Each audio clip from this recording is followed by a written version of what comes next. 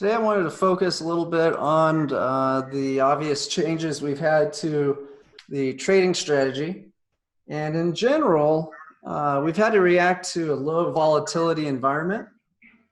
And so if you have any questions as we go, feel free to hop in there. But as you can remember, I know most of you in here have been following us for quite some time now. We've enjoyed some relatively high option premium when we were traveling at high levels of volatility, as high as, what did we get? We topped out at 23 in May. And so while we weren't able to completely sidestep this volatility event and not have any losses, it was right as the volatility was kind of crushed lower that our profits did start to run higher. And so during that period of time, we could actually make a bigger profit than we do now in terms of selling call options with a deep in the money covered call. But now that the volatility has collapsed almost as low as the April levels, trying to generate the profits from the call options has become much more difficult. And in fact, if we wanted to get even around 50 cents to $1 from the option premium, we'd have to be having absolutely no protection to the downside. And so we got a few more people joining. I'll go ahead and I guess everybody actually muted themselves. Okay. Well, we got the chat box. I have that up on the side. So if you do have any questions, go for it. And I'm going to mute yours too, Dean. I think we're getting a little echo. So if you have any, let me know if you want to be unmuted, anyone, and I'll unmute you so we can all talk. So what we've switched to is known as a collar trade. It's kind of like, imagine your dog. It's got the collar around its neck. It can't go too far in any direction. So with volatility low, our strategy has been to sell an out-of-the-money call option and use that to finance a put option right below the trading price on the SPY. Let me switch over to the SPY.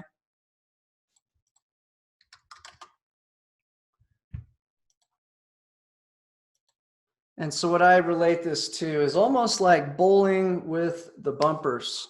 So we may not hit a strike every throw, but we're sure not going to get a zero. We're not going to strike out. And as everyone knows, I've been very nervous that the US-China Trade War is not going to happen because I don't think the Chinese want a trade deal. In fact, I think they would love for Trump to be out of office.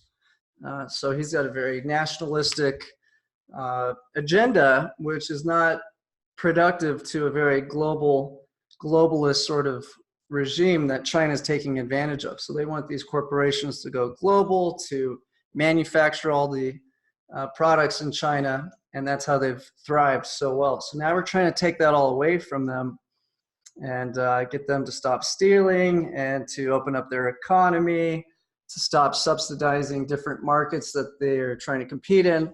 And so I think the clear collision course here is that neither party agrees on where we should go forward. So it's a question of how much pain will China be willing to take before they have to make some sort of adjustment. And on the other side of the coin, how much pain is the US willing to take to win this trade war, especially ahead of an election? And so it's well known that Joe Biden's family, who's probably the runner-up on the Democratic Party, has taken in through his son several $billion from the Bank of China to run a hedge fund. And of course, he doesn't really have any experience running hedge funds. So I think the Chinese would love for Trump to lose this election and are going to continue to do what they've been doing. Say they're going to buy agricultural and then just kind of drag their feet on it until this escalates. Now, if I'm wrong, stock market could fly much higher, and that's really nice for people who own the SPY ETF, which is what our primary strategy is. But on the other side of the coin, if they do want to make America think twice about bullying China around, which I think they need to do, they need to make it painful for us to try to make all these demands. and to take away their competitive edge in the world. So that's why I've been playing it very safe. Through the July period, we had that G20 meeting. I had aimed our strategy to make a little bit bigger profit if we went down than up, and to not get killed if the market did go up. So the outcome of that was they shook hands. We said we're not going to raise tariffs. They said they're going to buy farm products, and we said we'll reduce some of the sanctions against Huawei. And so little of that has happened several weeks later, and that's the big question. Are they going to really have a trade truce and push this to 2021, in which case market may go much higher? Or are the Chinese going to continue to drag their feet and try to disrupt the US economy? So we're positioned currently to do well if the market just kind of trades flat or higher, and we have not yet reacted to positioning our portfolio to profit from downward moves. But with that said, we're not set up to lose a whole lot if we get periods of volatility. And so we've had some nice easy gains since we got the news out of the G20. We took off a lot of the protection, started doing the collar trade, made some nice profits over the last several weeks. And today is one of the first days where we actually have a loss, but it was limited by that put option. So I'm going to pull up the the risk graph so we can look at the structure of this trade. Hold on, let me get this out of my way. And I'll also kind of show you how I intend to react to downward moves and how we can slightly adjust this to perform better. We also made a decision to stop doing emergency alerts, which means we have to have a put option on at all times. And this is going to make the product a lot easier for the majority of people following our product to get the exact results we do and to know the exact time that they're going to need to trade. And so most of the time when you're rushing around trying to buy back your call option and move the strike lower, it's just overreacting and over trading. And in the long run, most of the time the market goes flat or up. It's leveraged to do that. And very rarely do we get these periods of sharp downturns. So currently the strategy is to sell the call option. So in general, we think that there is a certain ceiling that the SPY is going to have a lot of hard time getting above. Let me pull up that chain. So we can see right here at the $300 price point, there's a huge buildup of open interest. And these are people who own the SPY who have to sell their shares for 300 bucks. So there's a good ceiling at this 300 level, and it continues at the 301, 302. So I really like selling call options in general in that range because I don't think the SPY is going to go beyond that. And on the other side of the coin, we can take that free money from the call option during this low volatility period and finance the put option below it. So in this environment, we're really relying on the SPY ETF to go up in order to generate a profit. But how does this all change when we get increased volatility? And so if we go back in time a little bit, we can just kind of observe the difference. So if we look at this current trade, if I sold an at the money covered call right now, I'd only get 42 cents. And that's while the VIX is trading at, let me pull up our chart.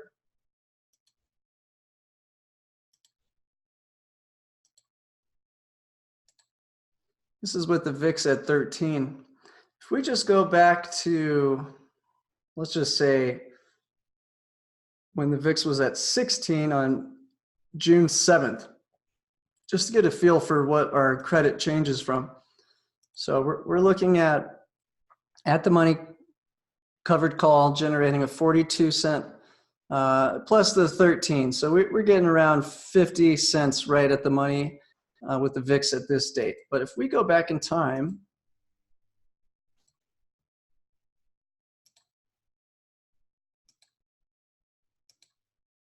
we'll go back one more day.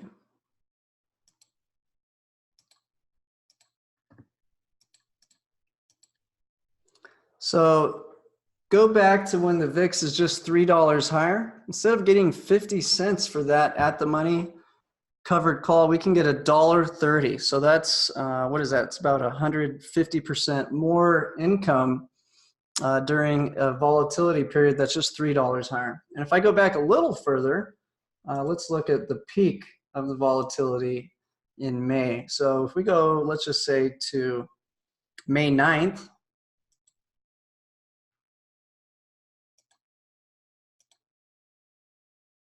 I'll go to May 8th since that's our trading day. Now we're up to $2.72. So we've, that's over 5 times. So over a 400% change in option premium pricing as the volatility goes from 13 to 16 up to around 20. So you can see how that will affect our trading strategy. And now we can rely a lot less on the SPY going up. In fact, we can start selling in the money covered calls and generate a huge profit with protection to the, we're in a scenario where we have a very hard time losing. All we need is for the volatility to drop and for the price to stay anywhere near the current trading price.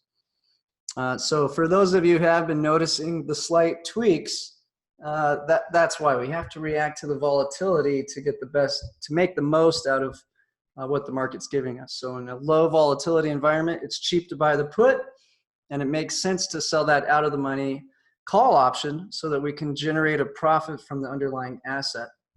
And in general, if you do think about the big forces in the market, that's what the big money's doing, the exact same. As volatility gets high, they start to short it and crush it down with billions of dollars. And on the other side, as it starts to ramp up, they like to sell, and push as much money into the downside as they can. And so that's just the waves in the ocean of the stock market. But moving forward, even though we may start selling in the money covered calls for much higher premium than we're currently getting, let's look at what we would do with our put option. So I have made a decision on our behalf to always have the put option. So we're always going to have some sort of put option so that we have a limit to our maximum loss. We're not going to have to react to emergency alerts. Okay, and that's been a very hard thing for a lot of people to plan their life around. So let's talk about what might happen if the VIX were a little bit higher and the market was clearly going down. We're getting some fiery tweets. Things are starting to hit the fan.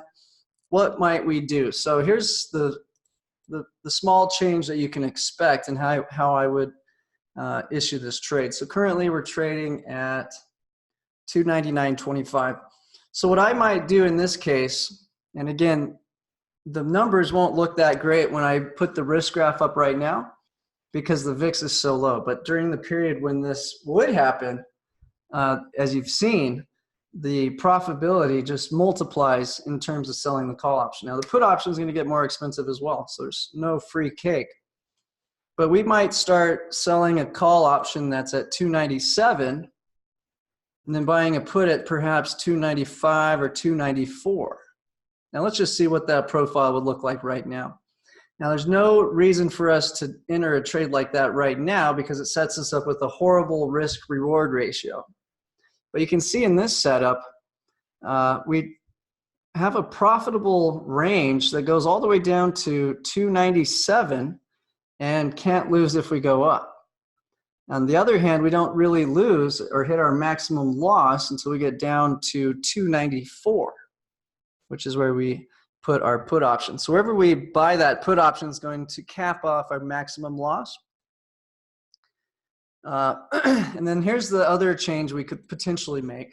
This is a lot harder for this graph to articulate, but the slight change would be to get a little extra duration on the put option.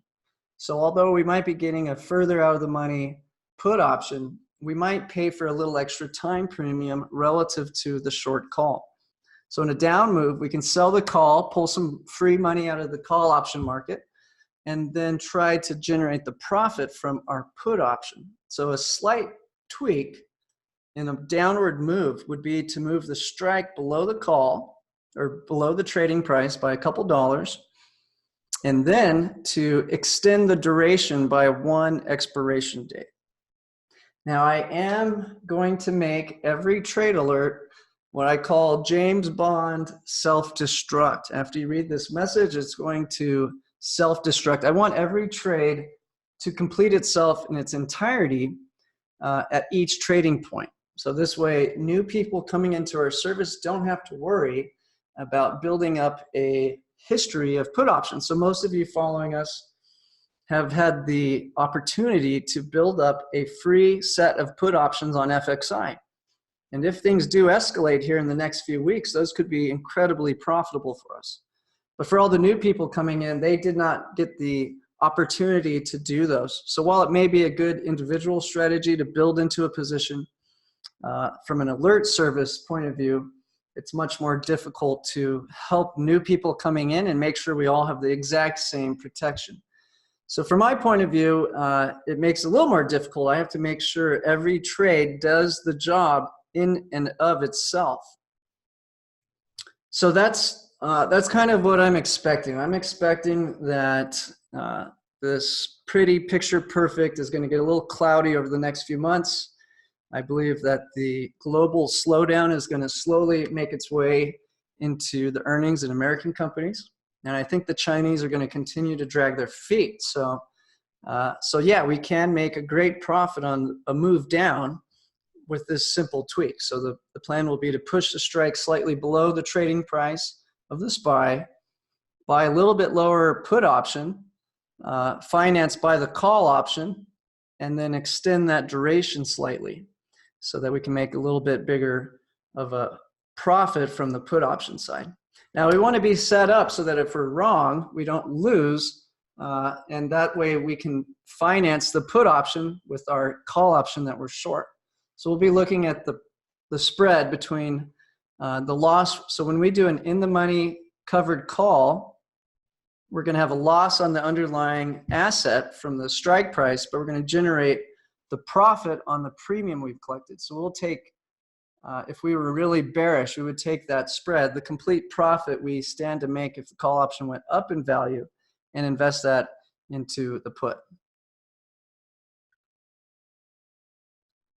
Any questions on all of this so far, guys?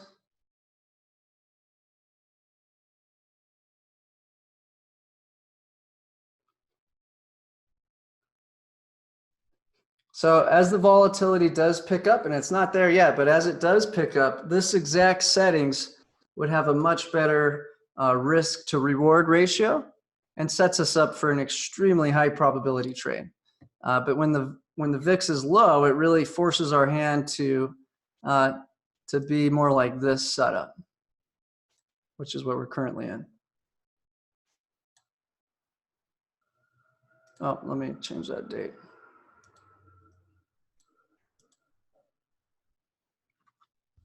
So in a low volatility index, this caller trade is very handy. It allows the SPY to generate the return, allows us to finance the put option for practically free, and that's the best bet we have in a low volatility environment. But I don't think we're going to be in a low volatility environment for much longer. Now, I could be wrong, and as you can see, we can't lose with this current trade position if the market were to fly higher. And so they're all talking about, you know, a trade deal talk happening and phone calls happening. China's having insane inflation in fruit. They have an African swine problem. Most of the food they eat in terms of meat is pork, and they're having to kill a huge percentage of their population in the pig area. So there's good reason for them to be buying farm products, and why they're dragging their feet is a very interesting question. I think they're not happy with what's going on with Huawei, which was a huge dagger to the back. Okay, so that's a good review of our Monday, Wednesday, Friday trade. If there's no questions on that, I'll continue to our Tuesday trade and then to our Thursday trade. Any questions really quick on how we're going about trading the SPY in the current conditions, and how we're going to adjust to the Now, on the flip side, if there is a trade deal, we'll optimize this to benefit more from upside moves. So we would potentially get rid of the put option altogether and just sell a very far out of the money call option, which we could even flip and buy a further. So if we really thought the trade deal was going to happen, our look might be more like this.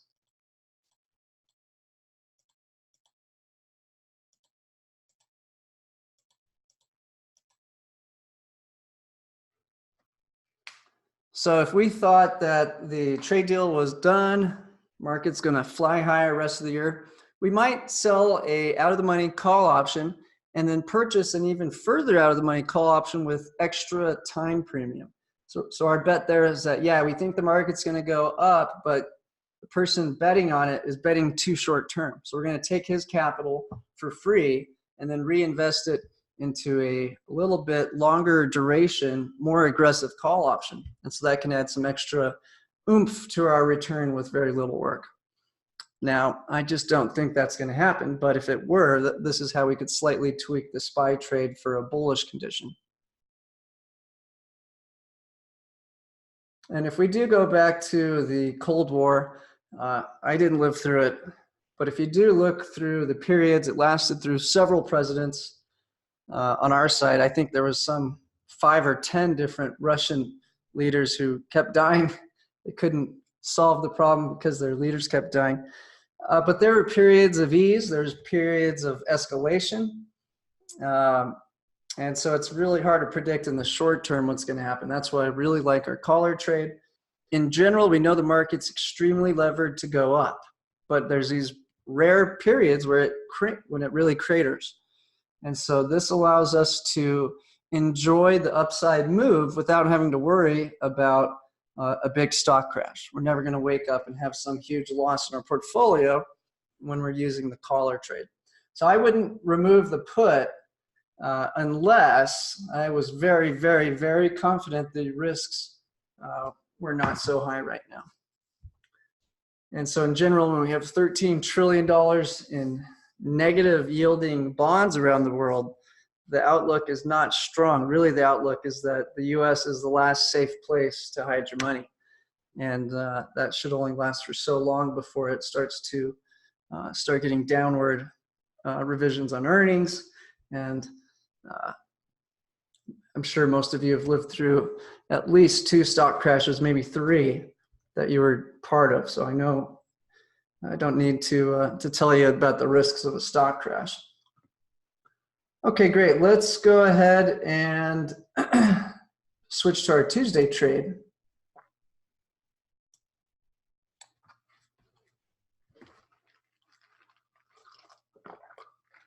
Oh, real quick, here's our crypto portfolio. If you do use the Robinhood app, I really like it because it allows you to do everything in our program, plus it has 4 really good cryptocurrencies. And if you watched my update yesterday, I believe Libra, the new crypto coin from Facebook, is going to be huge, huge, huge, huge. So let me just spend a minute on that. Let's go to CoinMarketCap. So there's a big rumor that these guys, I can't remember, I think it's Bitfinex. These guys have been moving billions of dollars from bank to bank, hiding from auditing. And the rumor is that they were printing out these fake USDT stable coins and then using them to manipulate the price of Bitcoin. And that they didn't really have all the capital to back the USDTs that they printed. And that was a key reason back in 2017 that Bitcoin went to 20K. Another reason that Bitcoin went to 20K is that there's so many transactions going in and out of it that you just couldn't sell. It got to the point where it would take over a day to sell. So the price just got stuck in terms of people not being able to get out. And then finally, that's when we had that crazy crash all the way down to 3,000, from 20K down to 3. Incredible move. And now we're back to 10. So this was a coin that was just supposed to allow people to go in and out of Bitcoin stay in their exchange because it's a pain in the ass getting your money in and out of these different exchanges, but be able to go to the dollar when you weren't bullish on Bitcoin. Pretty simple. Now, Libra, which is a product being built by Facebook, is way better than, much smarter than what that does. And I don't think the US government would have a problem with them creating Libra if it was just a 1-to-1 ratio against the dollar, but it's not. So Facebook has 2.6 billion users. They own, except for TikTok, in terms of apps, there's only one app in the world. It's the Chinese TikTok. Kids seem to love it. I don't know a whole lot about TikTok, but other than that, Facebook absolutely dominates all apps, all social media, all huge user bases are really dominated via Facebook. So they have this tremendous reach. And their idea is brilliant. It's really smart. They're going to make Libra essentially, and I haven't found the exact formula, but what I'm going to bet is that it will outperform any currency. So it'll outperform, maintaining value against the dollar, against the pound, against most currencies. So they will have a basket of currencies that represents each Libra. But the general idea is for people who live in places like the Zimbabwe, the Philippines, these will be the first people who I believe will jump on it, where their governments are careless with the monetary supply and their countries are facing inflation and the value of their currency is losing value. That's where Libra comes in. And it's going to make more sense for so many people to just not hold their own currency because they can rest assured the Libra is going to do a good job at maintaining its value. So they're going to plug this into 2.4 billion people. I'm sure they're also going to be feeding freebie Libra coins to people using Facebook to help push the activity of using that coin. So US government's furious about this. They realize this is a real threat in the long run. We're talking 10, 20, 30 years from now that you got some extra cash, you'll make more money safely holding Libra than you would with the dollar or a US Treasury. And so I think Facebook has the power to put this together, and I don't see how it can be stopped at this point. So certainly I would expect certain governments to ban this coin, and so it's definitely a big development. Now, is this negative for Bitcoin? I don't think so. First of all, it's nowhere near ready. And second of all, it's going to be an extremely regulated coin that's just trying to really compete with maintaining value against the dollar. So I think this is really more of a threat to the dollar than to Bitcoin. And also people like Coinbase are part of this project. So all in all, I think this is very bullish for the cryptocurrency space. Maybe less bullish for some of the coins outside of Bitcoin. So most of our profits have been generated from the Bitcoin position. And this is a current breakdown of how we're allocating our crypto portfolio. So this has been a buy and hold. As long as the China trade war is in the cards, we're going to be buy and hold on this cryptocurrency portfolio. Now, as soon as I think there is a real deal in the works and the Fed's going to start raising rates, that's when we would switch positions on this. So for now, this remains a hold. What I've recommended is 5% total portfolio position. So if you have more than that, take some profits off the table. If you get less than that at any point, you might want to add some capital back in. So that's our general recommendation on this portion of the portfolio. And you can see the allocation is 50, 23, 16, 6, Bitcoin, Ethereum, Litecoin, Bitcoin Cash. So the fireworks really haven't even started in the trade war. We've just been kind of in the chess game. We got a few pawns on the table yet. But the game's really just getting started. So I think as long as this trade war escalates, all the central banks will be pushing rates lower and lower. It's going to flood the different markets with free money with no risk, and that's when you see assets like this take off. All right, let's look at our Tuesday trade now.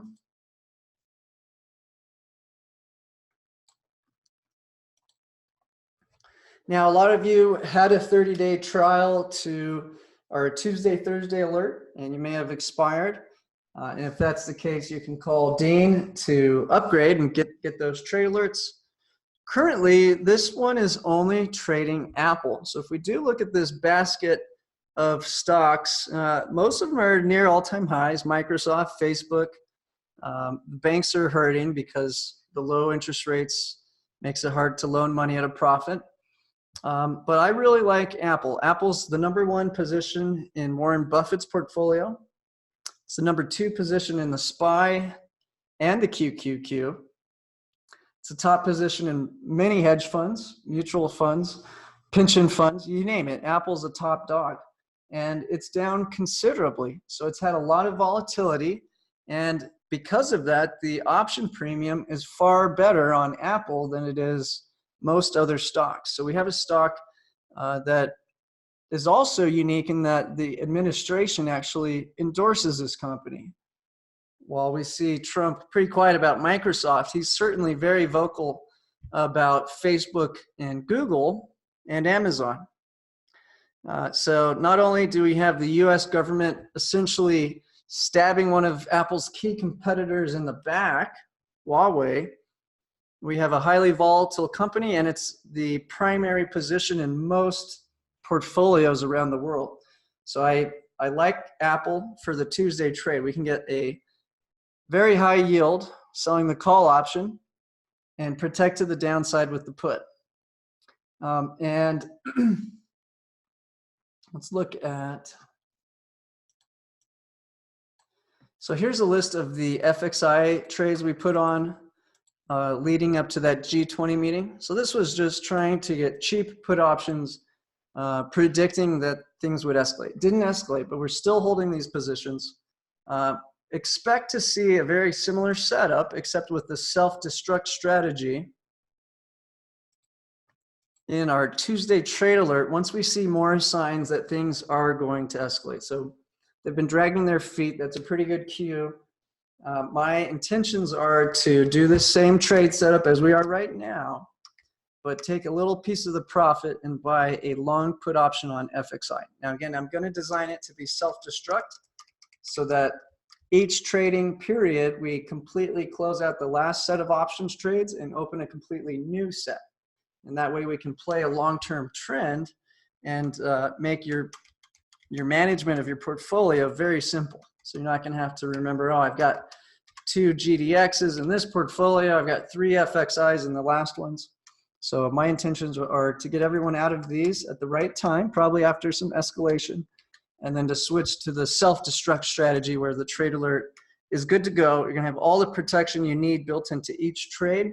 We're not going to carry trades forward.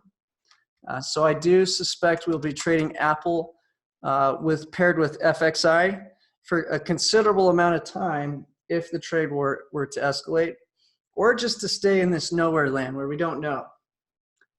Now, if the trade war clearly makes progress, both sides seem to be happy with the resolution, we're really meeting in the middle, then I will be happy to expand back to the 8 stock portfolio where we can make a little more money and have more diversity, but it's of course a lot more work. So that's kind of the plans for the Tuesday trade.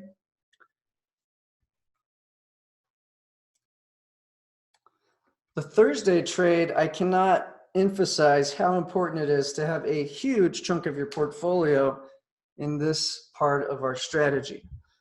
So this is primarily trading the TLT. We've briefly traded Google and Amazon when they're at a big discount. But in general, this is going to help you balance any sort of sudden shock. So sure, we have that put option. That's going to help us reduce volatility.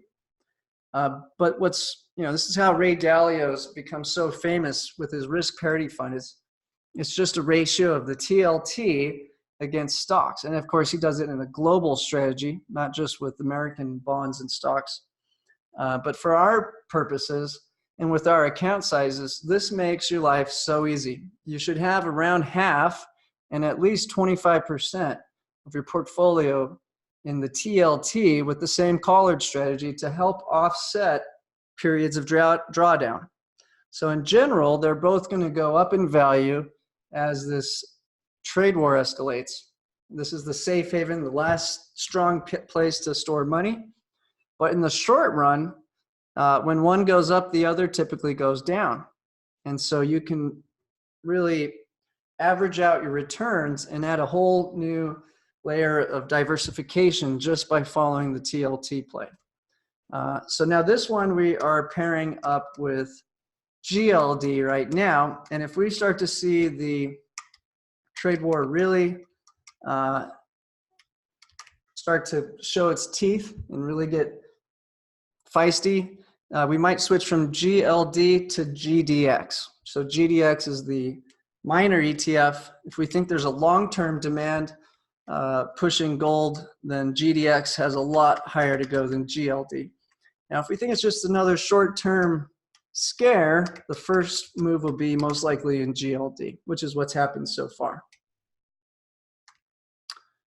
All right, guys, I think that's a pretty good review of how we're playing the markets at this point. Let's see what questions we have. Oh, Dean, I unmuted you if you wanted to chat. Oh, I was just going to have you touch on the freemium, just to give a little additional explanation on what it means and how what the strategy is overall on the freemium business model. I know you said freemie quickly during the presentation, but probably wouldn't hurt to expand and explain what that is to people. Sure. Yeah, so right now we're just essentially financing our downside protection for free by selling the call option. And that's how we kind of are able to kind of float around in this low volatility environment. Okay, perfect. And I think specifically, Jason, it's when you were talking about the Facebook, you thought that Libra would maybe go out in a freemium type of model. Oh, okay, yeah, sure. Yeah. Oh, yeah, so I think that, so I really like Libra. I think it's going to do wonders for Facebook. Probably continue to escalate the government's attacking them, but they're just so big. They really have a monopoly in the app space and the social networking space. So what I was just anticipating is that they're going to start giving out rewards to people who use their platforms in the form of Libra rather than handing out dollars or pounds or local currency. If they can get this money into people's hands and then start to encourage the use of the Libra, they could get mass adoption relatively quickly. So yeah, I think that Libra overall is just a, people are freaking out selling their Bitcoin because they think Libra might be a crypto killer, but it's really not. I think it's more of a major competition to the major currencies and not so much to Bitcoin. Perfect. Thank you, Jason.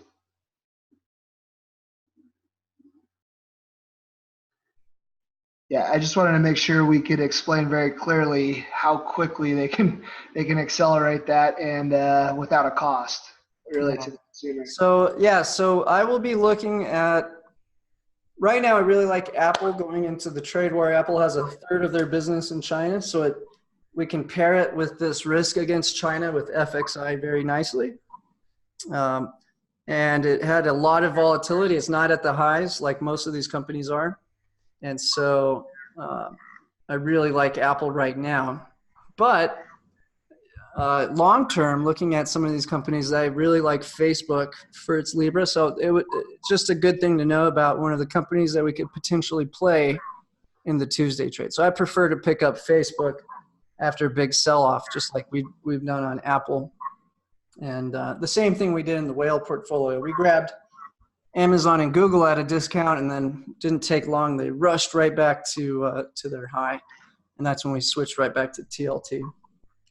So yeah, for those of you who ran out of your free trial on the basic, definitely consider upgrading. We have some special deals to get you in for a lifetime package, and you get all of the trade alerts. The Thursday trade may seem boring, may seem not necessary considering we have that put option below the SPY. But I can tell you during the next scare, the TLT is going to fly much higher. Let's look at what we could potentially be looking at in the TLT trade.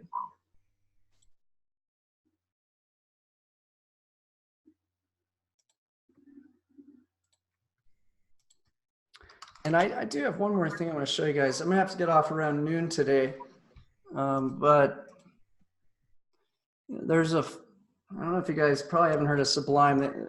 They say summertime and the living's easy. Well, there's a funny tweet that came out, summertime and the Fed is easing. So everybody's assuming that just means stocks will go straight up. Of course, if the rates are going lower, bond prices should go higher, so TLT should go higher. But let's just look at some interest rate actions by the Fed in the past and see how this is all played out. So this has been a crazy bull market for bond prices.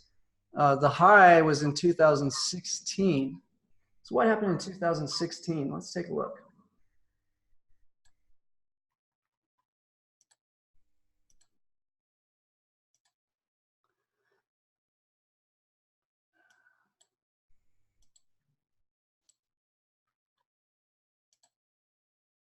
There it is. So first of all, I do want to point out that leading up to the last two recessions, the Fed had raised rates and then dropped them leading into the crash. Okay, so the Fed's been pretty good at predicting a recession before it happens. They haven't stopped it, but they did get us out of it. But look at the change in interest rate in the 2000 dot-com bubble. We went from 6.5 down to 1 and 1.7. So we dropped 500 basis points to survive the dot-com bubble. All right, we raised rates again from 2004 through 2006. And then we had a drop from 5.25 to 0. And even after dropping to 0, it still took a while for it to get out of that hole. Okay, so in the last two even in this recession, we dropped from 9.8 to 3. So we're dropping around 5 to 6 basis points to survive the last 3 major stock crashes. Well, tell me, how are you going to drop 5 basis points now when we're starting at 2.5? We're going to have to go to negative rates. Okay, so what's that going to do to the TLT? Let's just assume China drags their feet. Central banks react by dropping rates for the next year or two. How low will they have to go to save the economy this time? How low can they possibly go? Can they go negative? Sure, they can. We've been seeing other countries do that. What will that do to the bank? It's a lot of questions there. But let's go look now.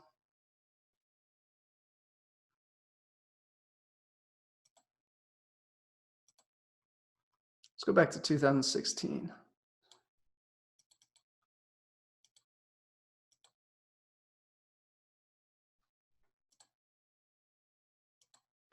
Okay, so we peaked on the TLT 7116.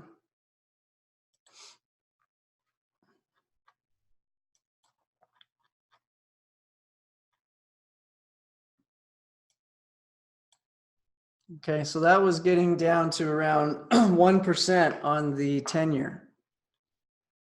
Okay, so if that goes to 0, we're going to go way higher than, that's a 5-year, my apologies.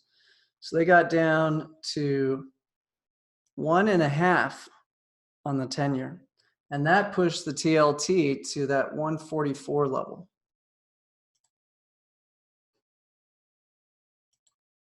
Okay, so the debt has doubled. Since the last time we had a recession, our debt levels have doubled. So presumably it's going to be much harder to service all this debt and to get out of the next recession. So if the trade war escalates, we enter a recession, the TLT could absolutely scream much higher.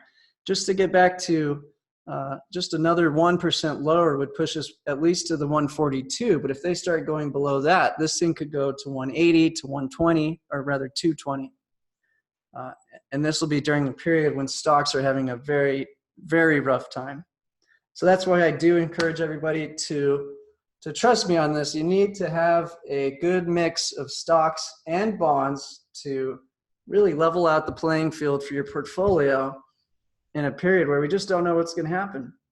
We really don't know what's going to happen and when it's going to happen. And that's why you want to have a big position in the Thursday play.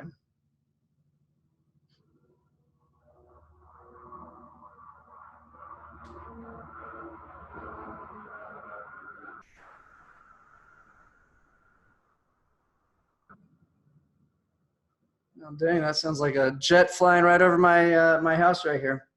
All right, guys. Well, that's a wrap for our basic outlook strategy and plans going into the future. Any last questions before I let you guys go? I will get a recording out, so you have a copy of this that you can study. For now, we're going to stick to our nice and easy collar trade where it's call above or at the money, the put below. As the volatility does spike, expect that strike to go lower and the expiration date on the put to go at least one period further than the short call.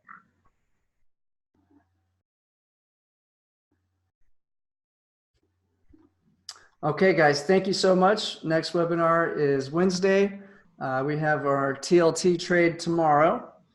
We'll have a SPY trade Friday, no evening update on Fridays. We're taking that off. You may get a track record video just reviewing all the trades over the weekend, and then the next trade's due Monday. Thanks, Jason.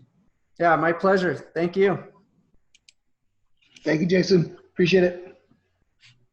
You bet, Jason. Thanks. Yeah, my pleasure, guys. Have a great day, and we'll have a trade alert out for you tomorrow.